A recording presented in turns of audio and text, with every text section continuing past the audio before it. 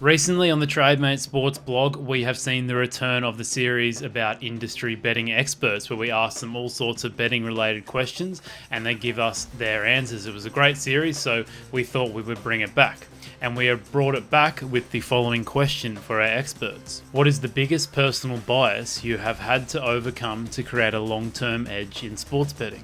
So this video will kind of break down some of the answers that the experts have gone through, and maybe I'll reveal some of my personal biases that I've had to overcome to create an edge in betting also.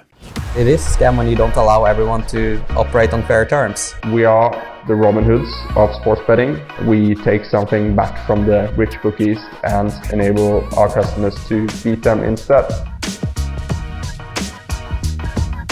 So I think my biggest personal bias that's limited me a lot is imposter syndrome and kind of having a bias against myself that says, you know, who do you think you are? You can't make a profit from sports betting, etc., etc. And I think that's just derived from doing lots of podcasts with professional sports bettors, experts in the industry, and they've, you know, regularly we get into conversations about just how hard it is to make a profit from sports betting long term. So I think maybe it's because I've just received such an education from sports betting and I understand how hard it is to beat the betting markets. So yeah, that imposter syndrome, that, you know, that lack of confidence, I guess, that you can do this too. And sports betting analyst Joseph Bushdal had a similar kind of answer to me. He said some sharp bettors may experience a kind of reversed self-serving bias, with an excessive attribution of negative outcomes to internal causes,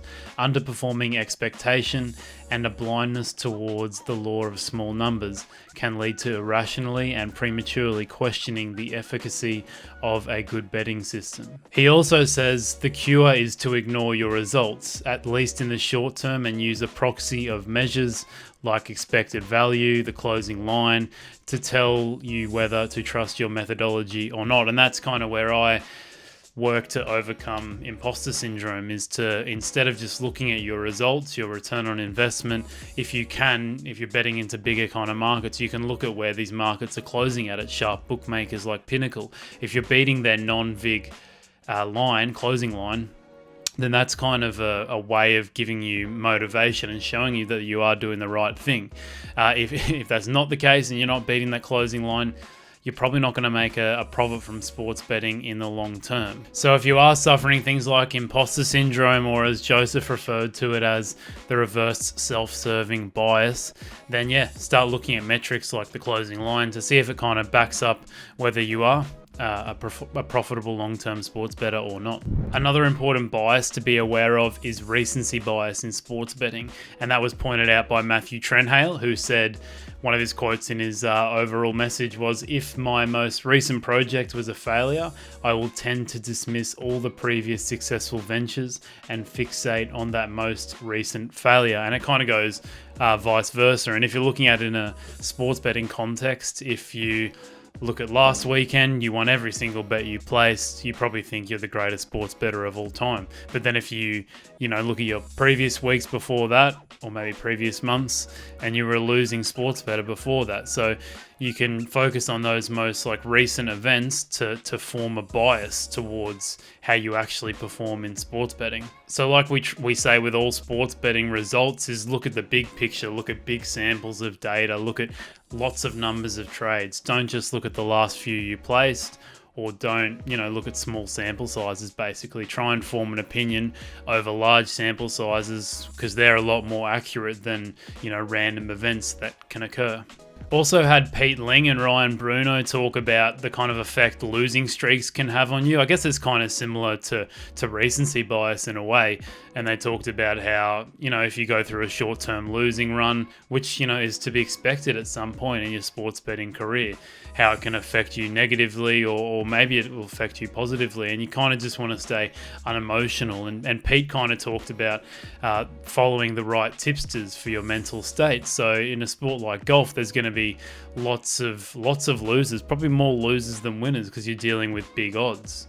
But if you can't deal with those kind of long runs without a win, because you're dealing with bigger odds ranges, then maybe you shouldn't follow golf tipster, or maybe you shouldn't bet on golf yourself.